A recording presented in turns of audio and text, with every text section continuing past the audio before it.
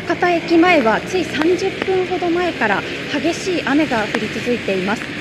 そして今も大粒の雨が降り続いている状況です。こちら道路があるんですけれども、降り続いた雨は道路に溜まっていまして、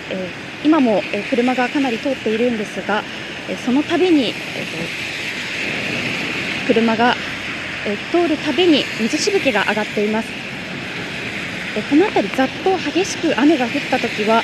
歩いている人たちも皆さん傘を押さえながら歩いていました。